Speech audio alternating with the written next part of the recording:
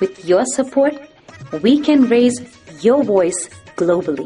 उन्होंने पगड़ी इशू ਨੂੰ ਬਿਲਕੁਲ मतलब कि फ्रांस ਦੇ ਰਾਸ਼ਟਰਪਤੀ ਦੇ ਸਾਹਮਣੇ ਲੈ ਕੇ ਆਇਆ ਹੀ ਨਹੀਂ ਹੈ.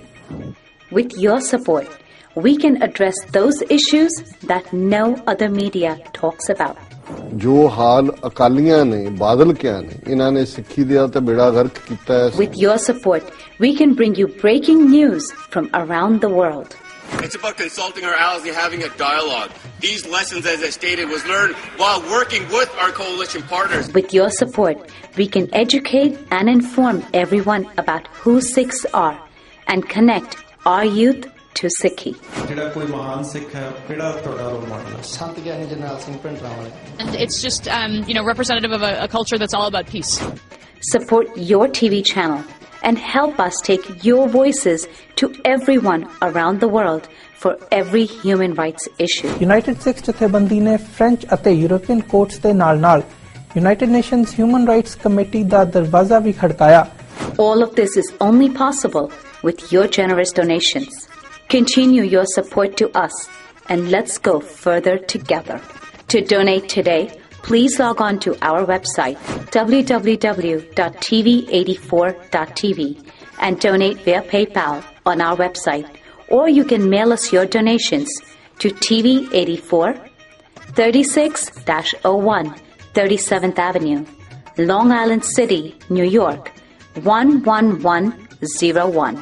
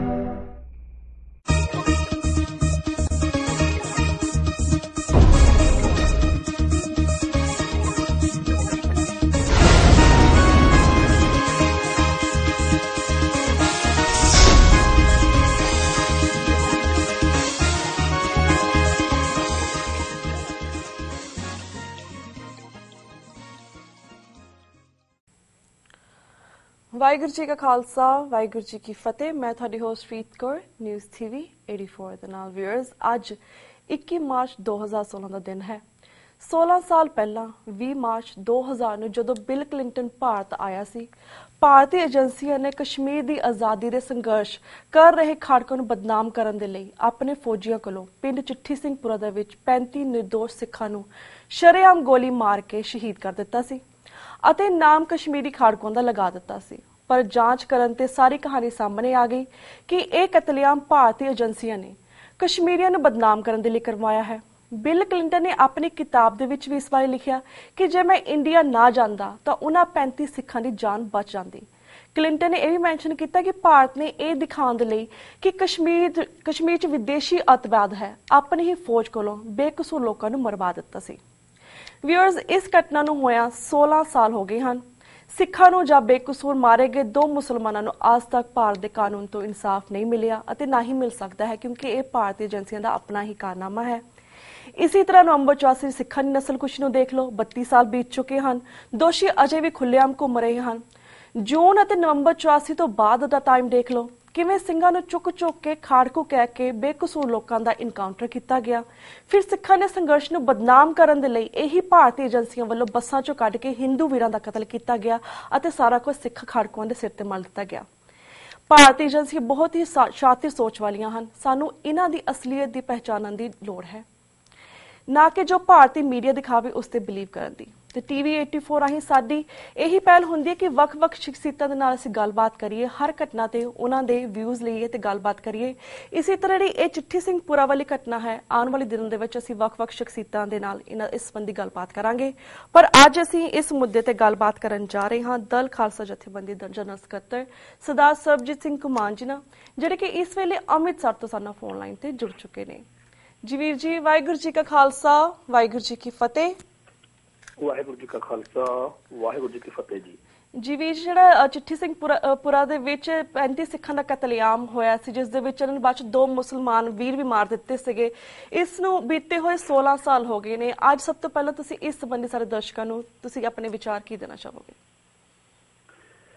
ਦੇਖੋ, ਜਿਵੇਂ ਆਪਾਂ ਜਾਣਦੇ ਹਾਂ ਵੀ ਭਾਰਤੀ ਜਿਹੜੀਆਂ ਏਜੰਸੀਆਂ ਨੇਗੀਆਂ ਜੀ, ਇਹ ਇੱਕ ਬੜੀ ਸਕੀਮ ਦੇ ਨਾਲ ਚੱਲ ਰਹੀਆਂ ਨੇਗੀਆਂ। ਇੱਕ ਬੜੀ ਪਲੈਨਿੰਗ ਬੜੀ ਵੱਡੇ ਲੈਵਲ ਦੀ ਆ, ਜਿਹਦੇ ਵਿੱਚ ਹੁਣੇ ਇੱਕ ਬੜੀ ਵੱਡੀ ਘਟਨਾ ਵਾਪਰ ਕੇ ਹਟੀ ਹੈ, ਜਿਹੜੀ ਕਿ ਸਾਰੇ ਟੀਵੀ ਮੀਡੀਆ ਦੇ ਵਿੱਚ ਤੇ ਹੋਰਨਾਂ ਥਾਵਾਂ ਦੇ ਉੱਤੇ ਇਹ ਰੌਲਾ ਪਾਤਾ ਕਿ ਲਓ ਜੀ ਇੱਥੇ ਤਾਂ ਬੀਫ ਖਾਧਾ ਜਾ ਰਿਹਾ, ਇੱਥੇ ਤਾਂ ਜੀ ਦੇਸ਼ ਧਰੋਹ ਦੇ ਨਾਅਰੇ ਲੱਗੇ ਨੇ, ਤੇ ਏਦਾਂ ਕਰਕੇ ਆਪ ਹੀ ਇੱਕ ਮਾਹੌਲ ਸਿਰਜ ਕੇ ਲੋਕਾਂ ਨੂੰ ਭੜਕਾ ਕੇ ਫਿਰ ਆਪਦੀ ਮਨਮਰਜ਼ੀ ਜਿਹੜੀ ਹੈਗੀ ਆ ਉਹ ਕਰਦੇ ਆ। ਜਿਵੇਂ ਇੱਕ ਕਹਿੰਦੇ ਆਪਾਂ ਵੀ call the dog mad and then shoot, ਉਹ ਏਦਾਂ ਇਹ ਕਰ ਰਹੇ ਨੇਗੇ। ਇੱਥੇ ਪੰਜਾਬ ਦੀ ਧਰਤੀ ਤੇ ਵੀ ਇੱਥੇ ਬੜਾ ਕੁਛ ਹੋਇਆ, ਤੇ ਇਹਨਾਂ ਨੇ ਇਸੇ ਤਰੀਕੇ ਦੀ ਇੱਕ ਖੇਡ ਜਿਹੜੀ ਸੀਗੀ, ਉਹ ਬਿਲ ਕਲਿੰਟਨ ਜਿਹੜੇ ਅਮਰੀਕਾ ਦੇ ਪ੍ਰੈਜ਼ੀਡੈਂਟ ਨੇ, ਕਿ ਉਹਨਾਂ ਨੇ ਇੰਡੀਆ ਆਉਣਾ ਸੀਗਾ, ਤੇ ਉਹਨਾਂ ਦੇ ਆਉਣ ਤੋਂ ਪਹਿਲਾਂ ਸਿੱਖਾਂ ਦਾ ਘਾਣ ਜਿਹੜਾ ਸੀਗਾ ਉਹ ਕਰਨ ਦੀ ਜਿਹੜੀ ਇਹ ਪਲੈਨਿੰਗ ਬਣਾਈ ਸੀਗੀ, ਔਰ ਉਹ ਬਾਅਦ ਵਿੱਚ ਸਾਰੀ ਗੱਲ ਨੰਗੀ ਹੋ ਗਈ। ਹੁਣ ਪੰਜਾਬ ਦਾ ਜਾਂ ਜਿਹੜਾ ਵੀ ਹਿੰਦੁਸਤਾਨ ਦੇ ਵਿੱਚ ਜਾਂ ਬਾਹਰ ਕੋਈ ਵੀ ਜਿਹੜਾ ਸੁਹਿਰਦ ਹੈਗਾ ਬੰਦਾ, ਉਹਨੂੰ ਪਤਾ ਹੈ ਕੋਈ ਗੱਲ ਲੁਕੀ ਛਿਪੀ ਨਹੀਂ ਰਹੀ ਹੋਈ ਕਿ ਇਹ ਸਾਰਾ ਕਤਲੇਆਮ ਜਿਹੜਾ ਸੀਗਾ ਭਾਰਤੀ ਖੁਫੀਆ ਏਜੰਸੀਆਂ ਦਾ ਜਿਹੜਾ ਤਾਣਾ ਬਾਣਾ ਉਹ ਬਣਿਆ ਹੋਇਆ ਸੀ। ਜਿਸ ਇਲਾਕੇ ਦੇ ਵਿੱਚ ਇਹ ਕਤਲੇਆਮ ਹੋਇਆ, ਉਸ ਇਲਾਕੇ ਦੇ ਵਿੱਚ ਵੀ ਹਰ ਇੱਕ ਵਿਅਕਤੀ ਚੰਗੀ ਤਰ੍ਹਾਂ ਜਾਣਦਾ, ਤੇ ਹੁਣ ਤਾਂ ਉਸ ਇਲਾਕੇ ਦੇ ਵਿੱਚ ਮੈਂ ਵਿੱਚ ਗਿਆ, ਤੇ ਉਸ ਇਲਾਕੇ ਦੇ ਵਿੱਚ ਕੀ ਸਾਰੇ ਕਸ਼ਮੀਰ ਦੇ ਵਿੱਚ ਹੀ ਜਦੋਂ ਕੋਈ ਘਟਨਾਕ੍ਰਮ ਇਸ ਤਰ੍ਹਾਂ ਦਾ ਵਾਪਰਦਾ ਤਾਂ ਉਹਦੇ ਉੱਤੇ ਉਹ ਫੌਰੀ ਤੌਰ ਦੇ ਉੱਤੇ ਇਹ ਯਕੀਨ ਨਹੀਂ ਕਰ ਲੈਂਦੇ ਹੈਗੇ ਕਿ ਜਿਵੇਂ ਇਹ ਦੱਸਿਆ ਜਾ ਰਿਹਾ ਮੀਡੀਆ ਵੱਲੋਂ ਵੀ ਏਦਾਂ ਹੀ ਹੋਏਗਾ। ਕਿਉਂਕਿ ਕਸ਼ਮੀਰੀ ਲੋਕਾਂ ਨੇ ਜਾਂ ਭਾਰਤ ਦੇ ਲੋਕਾਂ ਨੇ ਦੇਖਿਆ ਕਿ ਪਾਰਲੀਮੈਂਟ ਦੇ ਉੱਤੇ ਖੁਦ ਅਟੈਕ ਕਰਵਾ ਕੇ ਕਿਵੇਂ ਇਹਨਾਂ ਨੇ ਅਬਦੁਲ ਗੁਰੂ ਨੂੰ ਫਾਂਸੀ ਜਿਹੜੀ ਹੈਗੀ ਆ ਉਹ ਦੇ ਦਿੱਤੀ ਹੈ। ਬਿਲਕੁਲ ਜੀ। ਸੋ ਏਜੰਸੀਆਂ ਜਿਹੜੀਆਂ ਨੇਗੀਆਂ ਭਾਰਤ ਦੀਆਂ, ਉਹ ਬਹੁਤ ਹੀ ਬੇਕਿਰਕੀ ਦੇ ਨਾਲ ਜਿਹੜਾ ਹੈਗਾ ਆਪ ਨੇ ਆਪ ਨੂੰ ਪਹਿਲੋਂ ਤਾਂ ਇੱਕ ਪਲੈਨਿੰਗ ਦੇ ਨਾਲ ਟਰੈਪ ਜਿਹਾ ਕਰਕੇ ਬੰਦੇ ਨੂੰ ਵਿੱਚ ਫਸਾ ਕੇ ਕਦੇ ਮੁਸਲਮਾਨ ਨੂੰ, ਕਦੇ ਸਿੱਖ ਨੂੰ, ਕਿਸੇ ਹੋਰ ਨੂੰ ਇਸ ਤਰ੍ਹਾਂ ਕਰਦੇ ਆ, ਤੇ ਉਹਦੇ ਨਾਲ ਫਿਰ ਪੂਰੇ ਸੰਘਰਸ਼ ਨੂੰ ਬਦਨਾਮ ਕਰਦੇ ਆ। ਆਪਾਂ ਪੰਜਾਬ ਵਿੱਚ ਵੀ ਇਹ ਕੁਛ ਦੇਖਿਆ, ਤੇ ਜਿਹੜਾ ਹੈਗਾ ਬਾਅਦ ਵਿੱਚ ਬੰਦੇ ਨੂੰ ਸਮਝ ਜਦ ਤੱਕ ਲੱਗਦੀ ਆ ਉਦੋਂ ਤੱਕ ਬਹੁਤ ਨੁਕਸਾਨ ਹੋ ਚੁੱਕਿਆ ਹੁੰਦਾ। ਇਵੇਂ ਹੀ ਉਸ ਟਾਈਮ ਫੌਰੀ ਤੌਰ ਦੇ ਉੱਤੇ ਲੋਕਾਂ ਨੇ ਇਹ ਸਮਝ ਲਿਆ ਵੀ ਸ਼ਾਇਦ ਵਾਕਿਆ ਹੀ ਕਸ਼ਮੀਰੀ ਮਿਲੀਟੈਂਟਸ ਜਿਹੜੇ ਨੇਗੇ ਉਹਨਾਂ ਨੇ ਇਹ ਕੰਮ ਕੀਤਾ ਹੋਏਗਾ, ਪਰ ਥੋੜੇ ਦਿਨਾਂ ਬਾਅਦ ਹੀ ਸਾਰੀ ਗੱਲ ਨੰਗੀ ਹੋ ਗਈ ਆ। ਤੇ ਜਿਹੜੇ ਉਹ ਮੁੰਡੇ ਉੱਥੇ ਨੌਜਵਾਨ ਇਹਨਾਂ ਨੇ ਫੜ ਕੇ ਪਿੰਡਾਂ ਦੇ ਮਾਰ ਕੇ ਕਹਿਤਾ ਕਿ ਜੀ ਬਾਹਰੋਂ ਆਏ ਸੀ ਜਾਂ ਹੋਰ ਸਾਰੀਆਂ ਗੱਲਾਂ, ਉਹ ਵੀ ਨੰਗੀਆਂ ਹੋ ਗਈਆਂ ਨੇ। ਪਰ ਇਹ ਬੜੇ ਢੀਠ ਨੇਗੇ, ਇਹਨਾਂ ਨੂੰ ਕੋਈ ਇਸ ਗੱਲ ਦੀ ਸ਼ਰਮ ਹੈ ਨਹੀਂ ਹੈਗੇ ਕਿ ਅਸੀਂ ਨੰਗੇ ਹੋਏ ਆ ਦੁਨੀਆ ਦੇ ਸਾਹਮਣੇ, ਤੇ ਇਸ ਤਰੀਕੇ ਦੀ ਵਾਰਦਾਤਾਂ ਲਗਾਤਾਰ ਚੱਲ ਰਹੀਆਂ ਨੇਗੀਆਂ। ਇਨਸਾਫ ਜਿਹੜਾ ਹੈਗਾ ਉਹ ਹੋਣ ਦੀ ਨਾ ਕੋਈ ਆਸ ਆ, ਤੇ ਜਿਹੜੀਆਂ ਕੌਮਾਂ ਲੜ ਰਹੀਆਂ ਨੇਗੀਆਂ ਉਹਨਾਂ ਨੂੰ ਇਹ ਬਦਨਾਮ ਜ਼ਰੂਰ ਕਰਦੇ ਨੇ, ਪਰ ਜਿਹੜੇ ਭਾਰਤ ਤੋਂ ਦੁਖੀ ਲੋਕ ਨੇ, ਭਾਰਤ ਦੇ ਨਿਜ਼ਾਮ ਤੋਂ ਦੁਖੀ ਲੋਕ ਨੇ, ਉਹ ਆਪਣੇ ਤਰੀਕਿਆਂ ਦੇ ਨਾਲ ਅੱਗੇ ਵਧ ਰਹੇ ਨੇ, ਤੇ ਦੁਨੀਆ ਭਰ ਦੇ ਵਿੱਚ ਇਹਨਾਂ ਦੀ ਬਦਨਾਮੀ ਜਿਹੜੀ ਆ ਹੋ ਰਹੀ ਹੈ ਕਿ ਕਿਸ ਤਰੀਕੇ ਨਾਲ ਲੋਕਾਂ ਦਾ ਘਾਣ ਕਰ ਰਹੇ। ਬਿਲਕੁਲ ਬਿਲਕੁਲ ਵੀਰ ਜੀ। ਪਰ ਵੀਰ ਜੀ, ਕੇਵਲ ਇੱਥੇ ਸੋਚਣ ਵਾਲੀ ਗੱਲ ਇਹ ਹੋ ਜਾਂਦੀ, ਜਿਸ ਤਰ੍ਹਾਂ ਤੁਸੀਂ ਗੱਲ ਕੀਤਾ ਕਿ ਜਿਹੜੇ ਬਾਹਰ ਦੇ ਲੋਕ ਨੇ, ਜਿੱਦਾਂ ਜਾਗਰੂਕ ਸਿੱਖ ਹੋਏ, ਬਾਹਰ ਦੇ ਹੋਰ ਲੋਕ ਨੇ, ਭਾਰਤੀ ਏਜੰਸੀਆਂ ਜੋ ਕਰਵਾਉਂਦੀਆਂ ਨੇ, ਇਸ ਨੂੰ ਆਪਾਂ ਸੋਚਦੇ ਹਾਂ, ਸਮਝਦੇ ਹਾਂ, ਇੱਕ ਬਾਕਸ ਦੇ ਵਿੱਚੋਂ ਬਾਹਰ ਨਿਕਲ ਕੇ ਸੋਚਦੇ ਹਾਂ ਵੀ ਕਿਸ ਤਰ੍ਹਾਂ ਹੋਇਆ ਹੋਵੇਗਾ, ਕੀ ਹੋਏਗਾ ਆਉਣ ਵਾਲੇ ਸਮੇਂ ਦੇ ਵਿੱਚ, ਇਸ ਦੇ ਕੀ ਹਾਲਾਤ ਹੋਣਗੇ ਜਾਂ ਪ੍ਰਭਾਵ ਹੋਣਗੇ। ਪਰ ਜਿਸ ਤਰ੍ਹਾਂ ਭਾਰਤ ਦੇ ਵਿੱਚ ਜਿਹੜਾ ਆਮ ਆਦਮੀ ਹੈ, ਆਮ ਨਾ ਟਾਕਿੰਗ ਅਬਾਊਟ ਇਕੱਲੇ ਸਿੱਖਾਂ ਦੀ ਗੱਲ ਨਹੀਂ ਕਰਦੇ, ਜਿਹੜਾ ਆਮ ਆਦਮੀ ਹੈ ਉਹਦਾ ਬ੍ਰੇਨ ਵਾਸ਼ ਕਿਸ ਤਰ੍ਹਾਂ ਇੰਨਾ ਬ੍ਰੇਨ ਵਾਸ਼ ਕਰ ਦਿੱਤਾ ਜਾਂਦਾ ਹੈ ਕਿ ਹਮੇਸ਼ਾ ਉਹ ਇਹ ਸੋਚਦਾ ਕਿ ਜੋ ਭਾਰਤ ਨੇ ਕਹਿ ਦਿੱਤਾ, ਜੋ ਮੀਡੀਆ ਨੇ ਕਹਿ ਦਿੱਤਾ, ਬਸ ਉਹੀ ਸੱਚ ਹੈ। ਉਹ ਕਦੇ ਵੀ ਉਸ ਚੀਜ਼ ਤੋਂ ਬਾਹਰ ਨਿਕਲ ਕੇ ਕਿਉਂ ਨਹੀਂ ਸੋਚਦਾ ਇਸ ਭਾਰਤ ਦੇ ਵਿੱਚ? ਨਹੀਂ, ਏਦਾਂ ਇੱਕ ਟਾਈਮ ਤੱਕ ਇੱਕ ਫਰੀ ਤੌਰ ਦੇ ਉੱਤੇ ਮਤਲਬ ਕਿਸੇ ਗੱਲ ਦਾ ਅਸਰ ਹੋ ਜਾਣਾ। ਜਿਵੇਂ ਮੈਂ ਪਹਿਲਾਂ ਗੱਲ ਆਖੀ ਆ, ਜਿਹੜੀ ਆਪਾਂ ਚਿੱਟੀ ਸਿੰਘ ਪੁਰਾ ਦੀ ਘਟਨਾ ਦੀ ਗੱਲ ਕੀਤੀ ਆ, ਉਹ ਹੋਰ ਗੱਲ ਆ ਕਿ ਮੀਡੀਆ 'ਚ ਜਦੋਂ ਕੋਈ ਗੱਲ ਆਉਂਦੀ ਹੈ ਤੇ ਬੰਦਾ ਸਮਝਦਾ ਸ਼ਾਇਦ ਏਦਾਂ ਹੀ ਹੋਇਆ ਜਿੱਦਾਂ ਮੀਡੀਆ ਕਹਿ ਰਿਹਾ, ਪਰ ਆਪਣੇ ਸਾਹਮਣੇ, ਸਾਡੇ ਸਾਹਮਣੇ ਆ ਹੁਣੇ ਜਦੋਂ JNU ਦੇ ਵਿੱਚ, ਦਿੱਲੀ ਦੇ ਵਿੱਚ ਇਹਨਾਂ ਨੇ ਇੱਕ ਝੂਠੀ ਵੀਡੀਓ ਜਿਹੜੀ ਆ ਬਣਾ ਕੇ ਸਾਰੇ ਚੈਨਲਾਂ ਤੇ ਚਲਾਈ, ਤੇ ਇੱਕ ਵਾਰੀ ਤਾਂ ਲੋਕਾਂ ਨੇ ਮੰਨ ਲਿਆ ਵੀ ਸ਼ਾਇਦ ਏਦਾਂ ਹੀ ਹੋਇਆ ਹੋਵੇ ਜਿੱਦਾਂ ਮੀਡੀਆ ਦਿਖਾ ਰਿਹਾ, ਪਰ ਆਪਣੇ ਹੀ ਸਾਹਮਣੇ ਇਹ ਸਾਰੀ ਗੱਲ ਵਾਪਰੀ ਆ ਕਿ ਦੁਨੀਆ ਨੇ ਸਾਰੀ ਨੇ ਇਸ ਗੱਲ ਨੂੰ ਪੰਜਾਬ ਦੇ ਵਿੱਚ ਜਾਂ ਪੰਜਾਬ ਤੋਂ ਬਾਹਰ ਜਿੱਥੇ ਸਾਰੇ ਭਾਰਤ ਦੇ ਵਿੱਚ ਇਹਨਾਂ ਮੀਡੀਆ ਚੈਨਲਾਂ ਦੇ ਵਿੱਚ ਜਿਹੜਾ ਇਹ ਸਾਰਾ ਕੁਝ ਦਿਖਾਇਆ ਜਾ ਰਿਹਾ ਸੀਗਾ, ਉਹਦੀ ਸੱਚਾਈ ਨੂੰ ਸਮਝਿਆ ਕਿ ਇਹ ਤਾਂ ਇੱਕ ਬੜਾ ਇਹਨਾਂ ਦਾ ਕਮੀਨਾ ਬਣਵਾ, ਇਹ ਸਾਰੀ ਗੱਲ ਨੰਗੀ ਹੋਈ ਹੈ। ਤੋ ਇੰਨਾ ਸੌਖਾ ਨਹੀਂ ਰਿਹਾ। ਹਾਂ, ਇਹ ਗੱਲ ਹੈ ਕਿ ਇਹ ਟਲ ਨਹੀਂ ਰਹੇ, ਹਟ ਨਹੀਂ ਰਹੇ, ਪਰ ਹੁਣ ਨਾਲ ਦੀ ਨਾਲ ਦੂਜਾ ਪੱਖ ਜਿਹੜਾ ਹੈਗਾ ਉਹ ਸਾਹਮਣੇ ਲਿਆਉਣ ਵਾਲੇ ਜਿਹੜੇ ਲੋਕ ਨੇ ਉਹ ਵੀ ਕੋਈ ਆਪਣੀ ਜ਼ਿੰਮੇਵਾਰੀ ਤੋਂ ਭੱਜਦੇ ਨਹੀਂ ਹੈਗੇ। ਲੋਕਾਂ ਨੂੰ ਸਾਰੀ ਗੱਲ ਸਮਝਾ ਦਿੰਦੇ ਨੇ ਕਿ ਉਹ ਟਾਈਮ ਚਲੇ ਗਿਆ ਜਦੋਂ ਆਪਣੇ ਵੇਲੇ ਸੀਗੇ, ਜਦੋਂ ਸਿੱਖ ਇੱਥੇ ਸੰਘਰਸ਼ ਦੇ ਖਾੜਕੂਟ ਸੰਘਰਸ਼ ਦੇ ਦਿਨਾਂ ਦੇ ਵਿੱਚ ਜੋ ਇਹ ਚਾਹੁੰਦੇ ਸੀਗੇ ਉਹੀ ਅਖਬਾਰਾਂ ਦੇ ਛਪਾ ਲੈਂਦੇ ਸੀ। ਮੁੰਡਾ ਚੱਕ ਕੇ ਘਰੋਂ ਮਾਰਿਆ ਹੁੰਦਾ ਸੀ ਤੇ ਕਹਿੰਦੇ ਸੀਗੇ ਜੇ ਤਾਂ ਬੜੇ ਖਤਰਨਾਕ ਮੁਕਾਬਲੇ 'ਚ ਮਾਰਿਆ ਗਿਆ, ਪਾਕਿਸਤਾਨ ਤੋਂ ਆਇਆ ਸੀ, ਇਹ ਸੀ ਉਹ ਸੀ। ਤੋ ਸਮਾਂ ਜਿਹੜਾ ਹੈਗਾ ਖਾਸ ਤੌਰ ਤੇ ਸੋਸ਼ਲ ਮੀਡੀਆ ਨੇ ਬੜਾ ਇਹਦੇ 'ਚ ਜਿਹੜਾ ਹੈਗਾ ਰੋਲ ਆ ਉਹ ਪਲੇ ਕੀਤਾ। ਬਿਲਕੁਲ ਬਿਲਕੁਲ ਵੀਰ ਜੀ। ਪਰ ਵੀਰ ਜੀ ਇਸ ਗੱਲ ਦਾ ਵੀ ਦੁੱਖ ਹੁੰਦਾ ਹੈ ਜਿਸ ਤਰ੍ਹਾਂ ਇਸ ਤਰ੍ਹਾਂ ਦਾ ਕਤਲੇਆਮ ਕੀਤਾ ਗਿਆ, ਕੋਲਡ ਬਲੱਡ ਦੀ ਤਰ੍ਹਾਂ ਇਹ ਸਿੱਖਾਂ ਨੂੰ ਘਰਾਂ ਵਿੱਚੋਂ ਕੱਢਿਆ ਗਿਆ, 35 ਸਿੱਖਾਂ ਨੂੰ ਗੁਰਦੁਆਰੇ ਦੀ ਕੰਧਾਂ ਦੇ ਨਾਲ ਲਗਾਇਆ ਗਿਆ, ਗੋਲੀਆਂ ਦੇ ਨਾਲ ਭੁੰਨਿਆ ਗਿਆ, ਉਸ ਤੋਂ ਬਾਅਦ 2 ਬੇਕਸੂਰ ਮੁਸਲਮਾਨਾਂ ਨੂੰ ਜਿਹੜਾ ਇੰਨਾ ਕਤਲੇਆਮ ਕੀਤਾ ਗਿਆ। ਇਹ ਗੱਲ ਸੋਚਣ ਤੋਂ ਬਾਹਰ ਹੈ ਕਿ ਜਿਹੜੇ ਪੰਜਾਬ ਦੇ ਵਿੱਚ ਆਪਣੇ ਸਿੱਖ ਨੇ ਉਹ ਇਸ ਚੀਜ਼ ਨੂੰ ਕਿਵੇਂ ਭੁੱਲ ਗਏ ਨੇ, ਕਿਉਂਕਿ ਇਸ ਦੇ ਬਾਰੇ ਸਾਨੂੰ ਸੋਸ਼ਲ ਮੀਡੀਆ 'ਚ ਇੰਨਾ ਕੁਝ ਦੇਖਣ ਨੂੰ ਨਹੀਂ ਮਿਲਦਾ। ਇਸ ਚੀਜ਼ ਦੇ ਬਾਰੇ ਇਹ ਜਿਹੜੇ ਇੰਨੇ ਕਿਸ ਤਰ੍ਹਾਂ ਭੁੱਲ ਚੁੱਕੇ ਨੇ?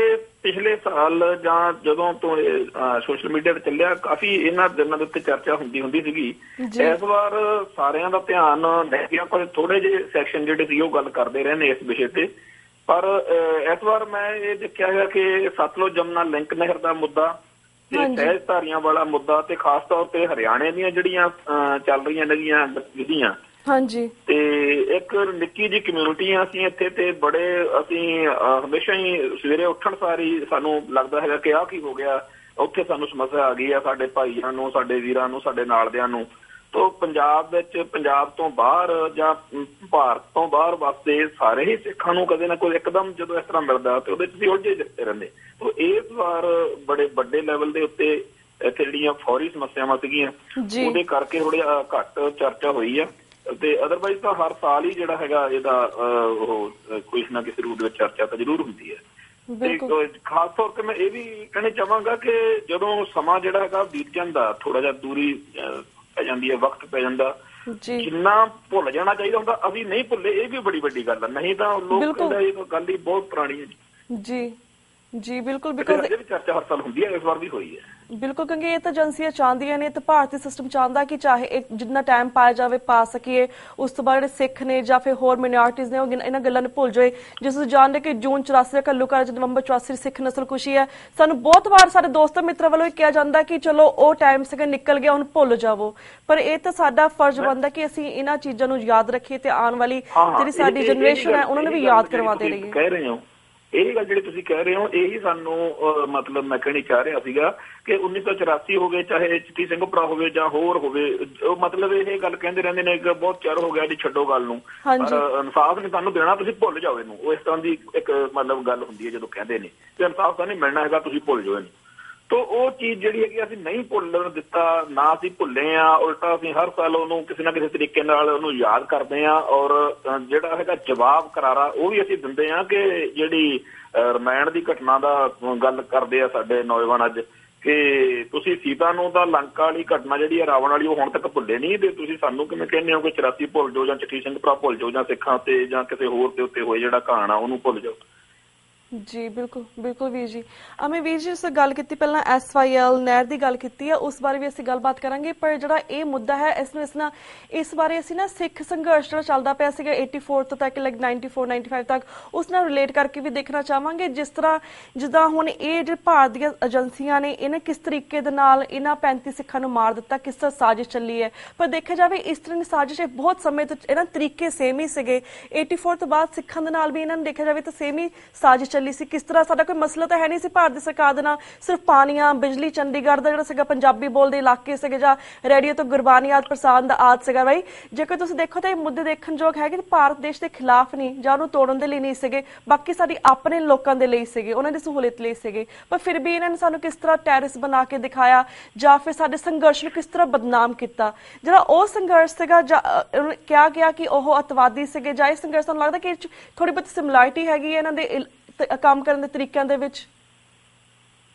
ਦੇਖੋ ਜਿਹੜੀ ਆਪਣਾ ਗੱਲ ਹੈਗੀ ਆ ਵੀ ਇੱਕ 1947 ਮੌਕੇ ਸਿੱਖਾਂ ਨੂੰ ਜੋ ਹਾਲਾਤ ਮਿਲੇ ਸੀ ਉਹਦੇ ਵਿੱਚ ਸਿੱਖਾਂ ਨੇ ਸਭ ਤੋਂ ਜਿਹੜੀ ਬੈਸਟ ਆਪਸ਼ਨ ਉਸ ਟਾਈਮ ਲੱਗੀ ਕਿ ਆਪਾਂ ਭਾਰਤ ਨਾਲ ਹੀ ਰਹੀਏ। ਉਹ ਉਹਨਾਂ ਨੇ ਭਾਰਤ ਨਾਲ ਰਹਿਣ ਦਾ ਫੈਸਲਾ ਕੀਤਾ ਸੀ ਕਿ ਬਹੁਤ ਸਾਰੀਆਂ ਗੱਲਾਂ ਇਹਨਾਂ ਨੇ ਮੰਨੀਆਂ ਸੀ, ਕਹੀਆਂ ਸੀਗੀਆਂ, ਪਰ ਇਹਨਾਂ ਨੇ ਜਦੋਂ ਪੂਰੀਆਂ ਨਹੀਂ ਵੀ ਕੀਤੀਆਂ ਤਾਂ 1947 ਤੋਂ ਲੈ ਕੇ 1982 ਤੱਕ ਸਿੱਖ ਜਿਹੜੇ ਸੀ ਉਹ ਭਾਰਤੀ ਜਿਹੜਾ ਸਿਸਟਮ ਆ ਉਹਦੇ ਅੰਦਰ ਹੀ ਸੰਘਰਸ਼ ਕਰਦੇ ਰਹੇ ਨੇ, ਆਵਾਜ਼ ਬੁਲੰਦ ਕਰਦੇ ਰਹੇ ਨੇ ਡੈਮੋਕ੍ਰੈਟਿਕਲੀ ਪੋਲੀਟੀਕਲੀ। ਔਰ 1982 ਵਿੱਚ ਵੀ ਜਦੋਂ ਇਹਨਾਂ ਨੇ ਬਿਲਕੁਲ ਹੀ ਪੰਜਾਬ ਦੇ ਦੇਖੋ ਜਿਹੜਾ ਪੰਜਾਬ ਆ ਇੱਥੇ ਕੋਈ ਹੋਰ ਚੀਜ਼ ਤਾਂ ਉਵੇਂ ਹੈ ਨਹੀਂ, ਸੰਗਮਰਮਰ ਨਹੀਂ ਹੈਗਾ ਇੱਥੇ, ਕੋਈ ਜਿਹੜੇ ਆ ਖਣਜ ਪਦਾਰਥ ਨੇ, ਕੁਦਰਤੀ ਰਿਸੋਰਸ ਨੇਗੇ ਉਹ ਨਹੀਂ, ਪਾਣੀ ਹੈ ਇੱਥੇ। ਪੰਜਾਬ ਦਾ ਨਾਂ ਵੀ ਪਾਣੀਆਂ ਦਾ ਮੁਲਕ ਜਿਹੜਾ ਹੈਗਾ, ਪਾਣੀਆਂ ਦਾ ਸੂਬਾ, ਪਾਣੀਆਂ ਦੀ ਧਰਤੀ, 5 ਪਾਣੀਆਂ ਦਾ ਦੇਸ਼। ਇਸ ਕਰਕੇ ਪੰਜਾਬ ਨੂੰ ਜਦੋਂ ਬੰਜਰ ਬਣਾਉਣ ਦੀ ਗੱਲ ਆ ਰਹੀ ਸੀ ਤਾਂ ਉਸ ਟਾਈਮ ਜਿਹੜਾ ਕਪੂਰੀ ਨਹਿਰ ਜਿਹੜਾ ਸੀਗੀ ਉੱਥੇ ਟੱਕ ਲਾਉਣ ਆਏ ਮੈਡਮ ਇੰਦਰਾ ਗਾਂਧੀ, ਔਰ ਇੰਦਰਾ ਦੇ ਜਦੋਂ ਟੱਕ ਲਾਉਣ ਮੌਕੇ ਸਿੱਖਾਂ ਨੇ ਉਹਦਾ ਵਿਰੋਧ ਕੀਤਾ, ਰਿਐਕਸ਼ਨ ਕੀਤਾ। ਉਹ ਸਾਰੇ ਪੰਜਾਬ ਦੀ ਇੱਕ ਕੁਦਰਤੀ ਜਿਹੜੀ ਗੱਲ ਸੀਗੀ ਕਿ ਪੰਜਾਬ ਦੇ ਵਿੱਚ ਪਾਣੀ ਲੁੱਟੇ ਜਾ ਰਹੇ ਨੇ ਤੇ ਇਹਦਾ ਵਿਰੋਧ ਕਰੀ। ਉੱਥੇ ਕੋਈ ਵੀ ਅਜੇ ਰਾਜ ਕਰੇਗਾ ਖਾਲਸਾ ਜਾਂ ਖਾਲਿਸਤਾਨ ਦੀ ਗੱਲ ਨਹੀਂ ਸੀਗੀ। ਬਿਲਕੁਲ। ਤੇ ਉੱਥੋਂ ਫਿਰ ਜਿਹੜੇ ਹੋਰ ਮੁੱਦੇ ਨਾਲ ਉਹਦੇ ਜੁੜਿਆ ਸਾਰੇ, ਉਹ ਆਰਥਿਕ ਮੁੱਦੇ ਸੀ, ਕੁਝ ਧਾਰਮਿਕ ਮੁੱਦੇ ਸੀ। ਉਹ ਜਿਹੜੇ ਧਰਮ ਯੁੱਧ ਮੋਰਚੇ ਦੀਆਂ ਮੰਗਾਂ ਨੇਗੀਆਂ ਉਹਨਾਂ ਦੇ ਵਿੱਚ ਐਸ ਸੱਚ ਖਾਲਿਸਤਾਨ ਸ਼ਬਦ ਕਿਤੇ ਨਹੀਂ ਸੀ ਜਾਂ ਖਾਲਿਸਤਾਨ ਦੀ ਗੱਲ ਨਹੀਂ ਸੀਗੀ। ਉਹ ਸਾਰੀਆਂ ਗੱਲਾਂ ਦੇ ਉੱਤੇ 1984 ਤੋਂ ਪਹਿਲਾਂ ਲਗਾਤਾਰ ਗੱਲ ਹੁੰਦੀ ਰਹੀ ਹੈ। ਹਾਂ ਦੇਖੋ, ਇੱਕ ਹੈਗਾ ਕਿ ਸ਼ੁਰੂ ਤੋਂ ਹੀ ਸਿੱਖ ਜਿਹੜੇ ਆ ਉਹ ਇੱਕ ਗੱਲ ਵੱਖਰੇ ਤਰੀਕੇ ਨਾਲ ਕਹਿੰਦੇ ਜ਼ਰੂਰ ਆਏ ਨੇ ਕਿ ਰਾਜ ਕਰੇਗਾ ਖਾਲਸਾ, ਉਹ ਜਾਂ ਖਾਲਿਸਤਾਨ ਦੀ ਗੱਲ ਆਪਣੀ ਚੱਲਦੀ ਰਹੀ ਹੈ। ਉਹ ਇੱਕ ਨਿੱਕੇ ਸੈਕਸ਼ਨ ਦੀ ਗੱਲ ਸੀ, ਪਰ 1984 ਦੀ ਘਟਨਾ ਨੇ ਸਿੱਖਾਂ ਨੂੰ ਇਹ ਦੱਸਤਾ ਕਿ ਹੋਰ ਤੁਹਾਡੇ ਕੋਲ ਹੁਣ ਕੋਈ ਰਾਹ ਨਹੀਂ ਜੀ। ਉਹ ਇੱਕ ਅਲੱਗ ਚੈਪਟਰ ਆ, ਪਰ ਸਿੱਖਾਂ ਨੇ ਤਾਂ ਆਪਦੇ ਵੱਲੋਂ ਕੋਈ ਕਸਮ ਨਹੀਂ ਸੀ ਛੱਡੀ। ਸਿੱਖਾਂ ਦੇ ਵੱਡੇ ਸੈਕਸ਼ਨ ਨੇ ਤਾਂ ਇਹੀ ਚਾਹਿਆ ਸੀ ਕਿ ਸਾਡੇ ਕੋਲੇ ਸਭ ਤੋਂ ਵਧੀਆ ਆਪਸ਼ਨ ਭਾਰਤ ਦੇ ਨਾਲ ਰਹਿਣ ਚ, ਪਰ ਇਹਨਾਂ ਨੇ ਸਿੱਖਾਂ ਨੂੰ ਉਹ ਜਾਣ ਬੁੱਝ ਕੇ ਪਹਿਲਾਂ ਮੁੱਦੇ ਦਿੱਤੇ, ਇਹਨਾਂ ਨੂੰ ਇਨਸਾਫ ਨਹੀਂ ਦਿੱਤਾ ਔਰ ਇਹਨਾਂ ਦੇ ਹੱਕ ਜਿਹੜੇ ਸਿੱਖਾਂ ਦੇ ਖੋਹੇ, ਪੰਜਾਬ ਅਤੇ ਪੰਥ ਨੂੰ ਪੂਰਾ ਬਰਬਾਦ ਕਰਨ ਦੀ ਜਿਹੜੀ ਪਲਾਨ ਆ ਉਹ ਬਣਾਈ। ਤੇ ਜਦੋਂ ਇਸ ਪਲੈਨਿੰਗ ਦੇ ਖਿਲਾਫ ਸਿੱਖ ਆਵਾਜ਼ ਬੁਲੰਦ ਹੋਈ ਤਾਂ ਉਹਨਾਂ ਨੂੰ ਇਹਨਾਂ ਨੇ ਦਹਿਸ਼ਤਗਰਦ, ਅੱਤਵਾਦੀ ਤੇ ਹੋਰ ਮਾੜੇ ਤੋਂ ਮਾੜੇ ਲਫ਼ਜ਼ ਵਰਤੇ। ਫਿਰ ਏਜੰਸੀਆਂ ਦੇ ਰਾਹੀਂ ਆਪਾਂ ਸਾਰੇ ਜਾਣਦੇ ਹਾਂ ਕਿ ਜਿਹੜਾ ਸਭ ਤੋਂ ਇੱਕ ਬੜੀ ਇੰਪੋਰਟੈਂਟ ਇਨਸੀਡੈਂਟ ਹੋਈ ਸੀ ਜਦੋਂ ਢਿਲਮਾਂ ਦੇ ਕੋਲ 1983 ਨੂੰ ਜਦੋਂ ਸਿੱਖ ਜਿਹੜੇ ਹਿੰਦੂ ਆ ਬੱਸ ਚੋਂ ਕੱਢ ਕੇ ਮਾਰੇ ਆ ਜੀ, ਤੇ ਉਹ ਜਦੋਂ ਮਾਰ ਦਿੱਤੇ ਉਸ ਤੋਂ ਬਾਅਦ ਇਹਨਾਂ ਨੇ ਕਿਹਾ ਕਿ ਜੋ ਰਾਸ਼ਟਰਪਤੀ ਰਾਜ ਲਾਗੂ ਹੁੰਦਾ। ਇਸ ਤੋਂ ਪਹਿਲਾਂ ਇਹਨੇ ਸਿੱਖ ਮਾਰੇ ਉਦੋਂ ਨਹੀਂ ਹੋਇਆ।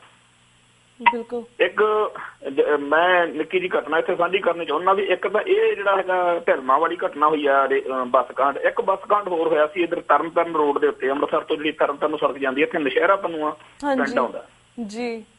ਇੱਥੇ ਬੱਸ ਵਿੱਚੋਂ ਕੱਢ ਕੇ ਉਹਨਾਂ ਨੇ 4-5 ਜਿਹੜੇ ਸੀਗੇ ਬੰਦੇ ਮਾਰਤੇ ਔਰ ਸ਼ਾਮ ਦੇ ਟਾਈਮ ਜਦੋਂ ਪਤਾ ਲੱਗਿਆ ਤੇ ਜਸਪਾਲ ਸਿੰਘ ਸਿੱਧੂ ਮੇਰੇ ਨਾਲ ਉਹਨਾਂ ਦੀ ਕਾਫੀ ਕਰੀਬ ਹੈਗੀ ਆ ਤੇ ਉਹ ਇੱਥੇ ਜਰਨਲਿਸਟ ਸੀ, ਪੱਤਰਕਾਰ ਸੀਗੇ ਤੇ ਇੱਥੋਂ ਅੰਮ੍ਰਿਤਸਰੋਂ ਇੱਕ ਹੋਰ ਦੇ ਹਿੰਦੂ ਪੱਤਰਕਾਰ ਦੇ ਨਾਲ ਉਹ ਉੱਥੇ ਚਲੇ ਗਏ ਔਰ ਉੱਥੇ ਸਾਰਾ ਕੁਝ ਦੇਖਿਆ। ਸਵੇਰ ਦਾ ਟਾਈਮ ਸੀਗਾ ਜਦੋਂ ਮਤਲਬ ਰਾਤ ਨੂੰ ਵਾਰਦਾਤ ਹੋਈ ਸੀਗੀ ਉਹ, ਔਰ ਉੱਥੇ 2-3 ਪੁਲਿਸ ਮੁਲਾਜ਼ਮ ਬੈਠੇ ਸੀ, ਗੱਡੀ ਖੜੀ ਸੀ ਤੇ ਉਹਦੇ ਚ ਮਤਲਬ ਜਿਹੜੀਆਂ ਸੀਗੀਆਂ ਡੈਡ ਬੋਡੀਆਂ ਸਾਈਡ ਤੇ ਪਈਆਂ ਤੇ ਲੋਕ ਜਿਹੜੇ ਨੇਗੇ ਉਹਨਾਂ ਦੇ ਰਿਸ਼ਤੇਦਾਰ ਜਾਂ ਹੋਰ ਆ ਉਹ ਆਏ ਹੋਏ ਜਿਨ੍ਹਾਂ ਦੇ ਬੰਦੇ ਨੇ ਜੀ।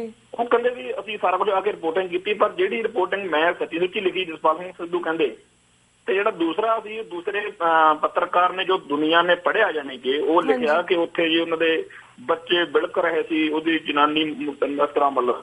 ਤੇ ਮੈਂ ਕਹਿੰਦੇ ਉਹਨੂੰ ਆਖਿਆ ਵੀ ਉਹਦਾ ਤਾਂ ਮੈਰਿਜ ਹੀ ਨਹੀਂ ਹੋਈ ਸੀ, ਉਹਦੇ ਬੱਚੇ ਵੀ ਲਿਖ ਦਿੱਤੇ ਨੇ, ਉਹਦੀ ਜਨਾਨੀ ਵਿਰੋਧੀ ਦਿਖਾਤੀ ਆਪਦੇ ਕੋਲੋਂ ਹੀ। ਤਾਂ ਕਹਿੰਦਾ ਉਦੋਂ ਮੈਨੂੰ ਪਹਿਲੀ ਵਾਰ ਪਤਾ ਲੱਗਿਆ ਕਿ ਜਿਹੜੇ ਇਹ ਪੱਤਰਕਾਰ ਨੇ ਇਹ ਕਿਵੇਂ ਮੀਡੀਆ ਦੇ ਵਿੱਚ ਏਜੰਸੀਆਂ ਕਿਵੇਂ ਇਹਨਾਂ ਤੋਂ ਕੰਮ ਲੈਂਦੀਆਂ ਨੇ ਕਿ ਵੱਧ ਤੋਂ ਵੱਧ ਸਿੱਖਾਂ ਦੇ ਖਿਲਾਫ ਨਫ਼ਰਤ ਪੈਦਾ ਹੋ। ਬਿਲਕੁਲ। ਤਾਂ ਉਸ ਟਾਈਮ ਜਿਹੜੇ ਸੀ ਅਸੀਂ ਪਿੰਡਾਂ 'ਚ ਰਹਿੰਦੇ ਸੀ ਤਾਂ ਉਸ ਟਾਈਮ ਇਹ ਹੁੰਦਾ ਸੀ ਕਿ ਲਓ ਜੀ ਅਖਬਾਰ ਤੇ ਛਪਿਆ। ਤਾਂ ਇਵੇਂ ਸਾਰੇ ਜਿਹੜੇ ਸੀ ਵੱਖ-ਵੱਖ ਘਟਨਾਵਾਂ ਦੇ ਰਾਹੀਂ ਜਿੰਨੇ ਵੱਡੇ ਬੱਸ ਕਾਂਡ, ਰੇਲ ਕਾਂਡ ਪਿਛਲੇ ਸਮੇਂ 'ਚ ਹੋਏ ਨੇ ਜਾਂ ਬਲੈਕ ਥੰਡਰ ਆਪਰੇਸ਼ਨ ਆ, ਇਹ ਸਾਰੀਆਂ ਦੇ ਮੌਕੇ ਏਜੰਸੀਆਂ ਨੇ ਜੋ ਕੁਛ ਕੀਤਾ। ਹੁਣ ਇਹਦੇ ਬਾਰੇ ਇੱਕ ਬੜੀ ਲੰਬੀ ਚੌੜੀ ਆਪਣੀ ਲਿਮਿਟ ਹੁੰਦੀ ਹੈ ਪ੍ਰੋਗਰਾਮ ਦੀ, ਤਾਂ ਅਸੀਂ ਬੜੀ ਡਿਟੇਲ ਵਿੱਚ ਦੱਸ ਸਕਦੇ ਹਾਂ ਵੀ ਕਿਵੇਂ ਕਿਵੇਂ ਕੀ ਹੋਇਆ। ਅਸੀਂ ਸਾਰਾ ਕੁਝ ਜਾਣਦੇ ਹਾਂ। ਅਸੀਂ ਇਸ ਸੰਘਰਸ਼ ਦੇ ਵਿੱਚੋਂ ਬਚੇ ਹੋਏ ਉਹ ਲੋਕ ਹਾਂ ਜਿਨ੍ਹਾਂ ਨੇ ਇਹਨਾਂ ਘਟਨਾਵਾਂ ਦੇ ਉੱਤੇ ਪੂਰੀ ਤਰ੍ਹਾਂ ਮਿਹਨਤ ਕਰਕੇ ਸੱਚ ਨੂੰ ਸਾਹਮਣੇ ਲਿਆਂਦਾ, ਉਹਨਾਂ ਦਿਨਾਂ 'ਚ ਵੀ ਲਿਖਿਆ।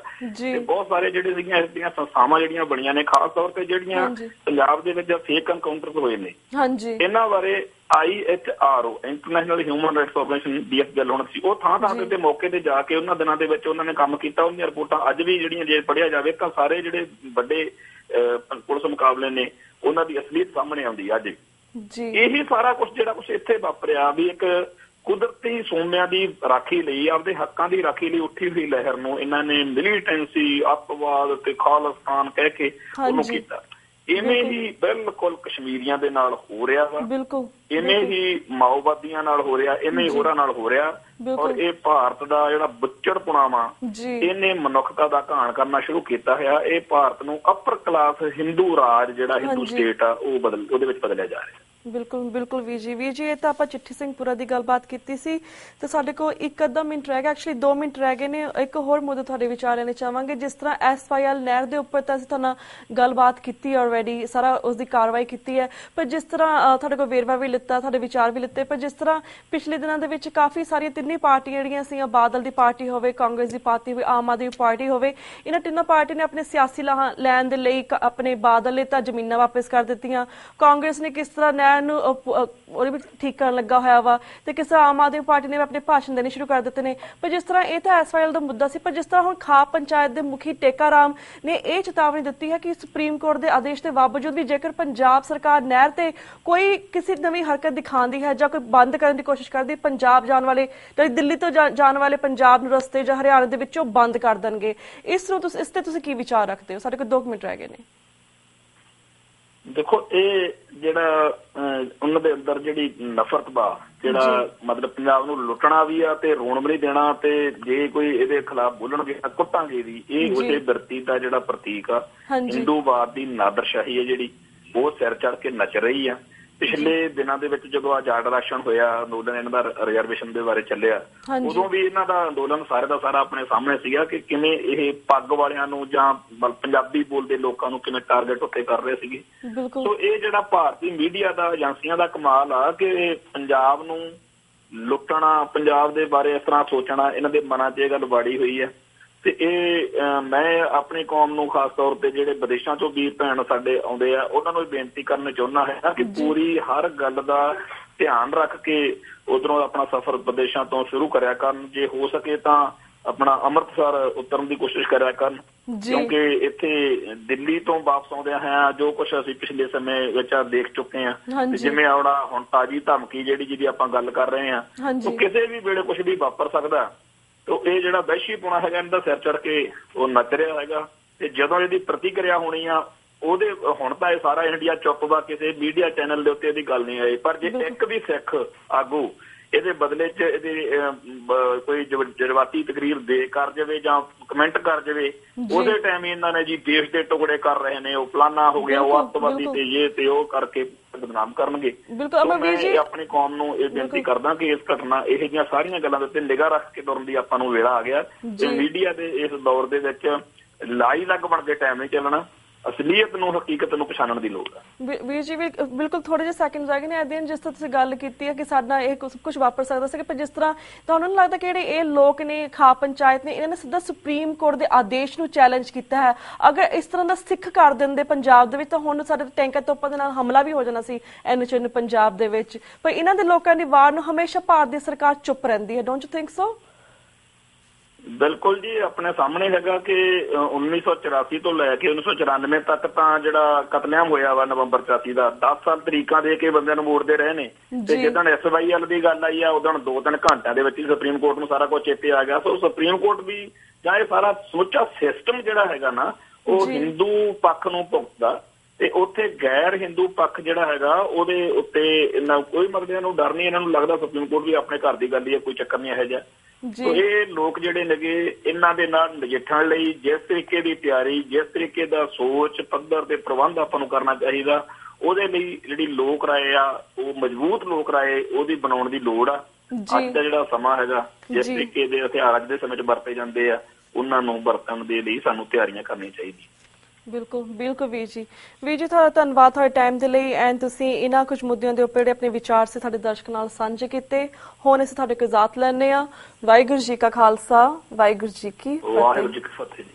ਵਿਊਅਰਸ, ਇੱਕ ਵਾਰ ਮੈਂ ਫਿਰ ਰਿਮਾਈਂਡ ਕਰਨਾ ਚਾਹੁੰਦੀ ਕਿ ਜਿਹੜੀ ਚਿੱਠੀ ਸਿੰਘ ਪੁਰਾ ਘਟਨਾ ਹੈਗੀ, ਇਸ ਸੰਬੰਧੀ ਅਸੀਂ ਆਉਣ ਵਾਲੇ ਦਿਨਾਂ ਦੇ ਵਿੱਚ ਵੱਖ-ਵੱਖ ਸ਼ਖਸੀਅਤਾਂ ਨਾਲ ਹੋਰ ਵੀ ਗਹਿਰਾਈ ਦੇ ਨਾਲ ਗੱਲਬਾਤ ਕਰਾਂਗੇ। ਅੱਜ ਤੁਹਾਡੇ ਕੋਲ ਇੱਥੇ ਇਜਾਜ਼ਤ ਲੈਂਦੇ ਹਾਂ। ਵਾਹਿਗੁਰੂ ਜੀ ਕਾ ਖਾਲਸਾ, ਵਾਹਿਗੁਰੂ ਜੀ ਕੀ ਫਤਿਹ।